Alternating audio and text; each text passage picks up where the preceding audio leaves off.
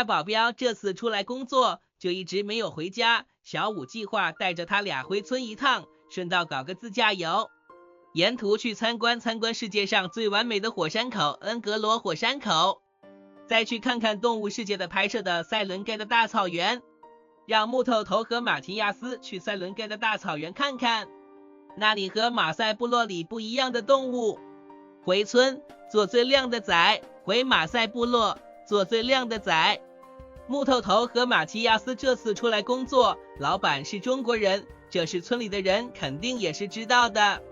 既然要回去，小五就想让他俩带着不一样的形象回去，出来工作这么久。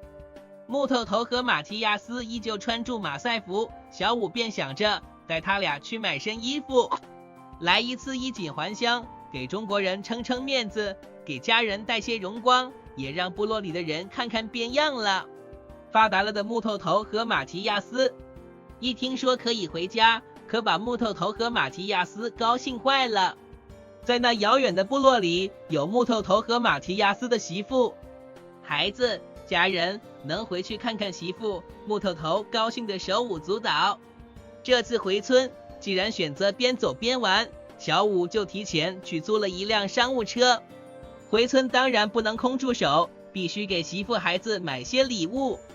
有辆商务车出行更方便，从达累斯萨拉姆出发，一路玩下来，预计到村都是3天后。小五为了熟悉车况，去商场买衣服就打算开车去买新衣服，衣锦还乡。小五带他俩去的是上次买肯德基的那家大商场，那里有家超大型服装门店，衣服可选范围大，不怕挑不住他俩喜欢的，开车就是没有打蹦蹦，随性自在。进入商场停车场时，车辆都得接受商场的安全防爆检查，保安得一辆车的查看是否有携带易燃易爆等危险物品进入商场大门。木头头和马提亚斯又得到安检口去交刀棍，第2次进商场。木头头和马提亚斯明显比上一次放松。平日里大家都在郊区的大别墅里生活，木头头和马提亚斯一身马赛服也没觉得突兀，可这一走到商场，混到人堆里，才发现木头头和马提亚斯的衣服与现代社会有多格格不入，特别是走到这家深不见底的服装门店，在左右两边的现代风格衣服的衬托下，更显得木头头和马提亚斯衣服有多另类。走，给你俩选身 fashion 的。从来没有买过现代服装的木头头和马提亚斯看住这里琳琅满目的衣服，也是挑花了眼，一条道使劲往里走，花花绿绿的衣服让木头头两眼都不够看。两人一心扑到挑衣服上，都没注意小五被他俩甩得老远。木头头找到喜欢的衣服，正在问小五的意见，一转头才发现小五还在老后面，于是连忙招手让小五来。粉色抓绒卫衣，特骚包的那种粉色，骚包粉，木头头的挚爱。木头头这品味太奇怪了，第一身相中的衣服居然是粉红的抓绒卫衣。先不说现在还在穿住短袖，就买冬装和不合适，单看这骚包的粉色就让人很是出戏。一个5大3粗的保镖穿上一身骚包粉卫衣，画面会变成什么样？小五寒颤了一下，不敢想。马提亚斯的口味也是怪怪的，相中的是橘黄色卫衣，和木头头相中的是同一款，2个色而已。小五纯属逗他俩玩，当然也是好奇这2身衣服穿到他俩身上会是什么效果，便一个劲怂恿他俩去换来看看。其实我想给你俩一人整一身西服穿穿。男人对于007系列的电影天生就有好感，幻想着自己在一群又高又帅的黑人保镖的簇拥下，威风凛凛，霸气外露的走住，多帅多酷。现在保镖有了，来套西装就齐活了。小五想归想，也知道不现实，买身休闲的，平日里还能穿。要买身西服，这以后可能都没啥机会穿出去溜溜。木头头可不知道小五这内心戏，拿着衣服就去站在试衣间门口等位。马提亚斯把橘黄色卫衣放了回去，可能也察觉到那艳丽的颜色，自己这年纪已经 hold 不住了吧。木头头拿着号牌进了试衣间，马提亚斯继续去挑他喜欢的衣服。没多一会，一根粉色肉条走了出来，衣服尺码有点小。木头头穿上后，整个人都被衣服紧紧地包裹住，这效果比紧身衣还贴身。第一次穿这种风格的衣服，加上又太紧了，木头头很不适应，来回上下的乱扯着衣服。小五一看木头头这造型，笑得嘴角都咧到了后脑勺。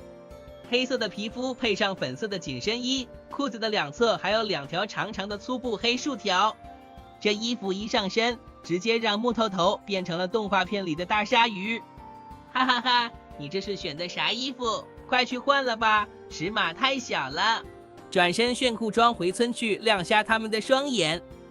就在小五不厚道的笑个不停时，马提亚斯也挑到了心仪的衣服，一套更薄的运动装。这身衣服整体颜色采用科炫蓝和淡蓝2颜色，散乱分不住，给人第一眼的印象就是科技、时尚、炫酷。这身挑得好，单看衣服就超 fashion。转个身，让我看看后面。这身衣服2人上身后，尺寸特别合适，穿上的效果非常不错。木头头和马提亚斯都很喜欢，小五让木头头转过身看看。这魁梧大汉没想到穿上现代装也格外有型，从后面看，身体的线条依然明显，裤子尺码也合适，不像上一条骚包粉那么贴身。同款穿在马提亚斯的身上，竟然有种风流倜傥的感觉，天生衣架子的人可真是让人羡慕。穿这一身回村，你们肯定是村里最靓的仔。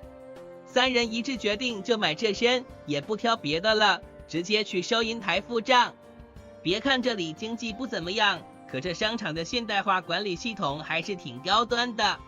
这家店的收银方式和中国大商场里的服装店收银方式一样，两端可是操作收银系统，让消费者明明白白消费，也不担心有乱收费现象。消费者通过操作屏可以看到收银员扫码后的所有信息，虽说作用不大，但视觉效果却是很上档次。2套衣服扫完码，总共23.5万当地币，一身衣服相当于木头头半个月工资，也是市面别的保镖2个来月工资，得亏是小五掏钱。这要让木头头和马提亚斯自己来买，估计他俩连商场门都不会进，实在是有些贵。衣服买好后，小五顺道又和木头头、马提亚斯去采购了些别的要带回村的东西。商务车原本空大的后备箱，瞬间被填得满满当当。这俩顾家爷们看见啥都想往家里搬。人在外面上班，心却时刻惦记着家里媳妇。自驾游出发。为了赶路，早上起来的太早，一行人路过沿途小镇，便把车停了下来。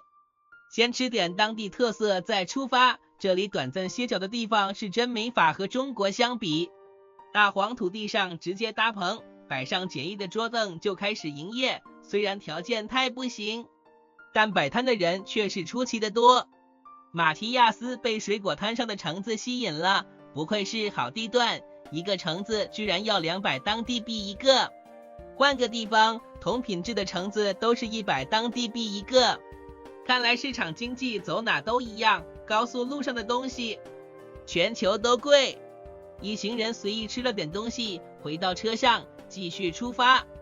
照现在的速度，到达下一个城市阿鲁沙就得晚上。这里短暂歇脚的环境不行，但自然风光却是美不胜收，一望无际的大野地，横贯东西的公路，没有杂色的蓝天白云，一路稀少的车辆，此天此景太适合自驾游。朝着前行方向越往里走，越接近大草原，风景就越美。慢点开，慢点开。继续出发，看住窗外赏心悦目的自然风光。路上车辆又少，小五开车的速度不自觉就飙了起来，吓得马提亚斯一个劲的提醒开慢点。小孩心性的木头头虽然也怕，但从他那裂开嘴笑个不停的表情就知道，比起怕，他更喜欢此刻的刺激。一路畅通无阻的前行住，路过一处村庄，小五看到路边有卖水果的，便把车停了下来，下去买点水果给俩保镖。没想到意外撞上了好东西，又大又便宜的菠萝蜜，11块人民币拿下2个，每个都是10多斤重，划算。买好了水果，继续出发。遇上箭马，道路两旁已经不再是大野地，而是被种上了密密麻麻的箭麻。在非洲，箭麻是一种非常常见的植物，因为它适应环境的能力强，又具有抗污染和净化空气的作用，还能防止水土流失，改善生态环境，所以被非洲人大量种植。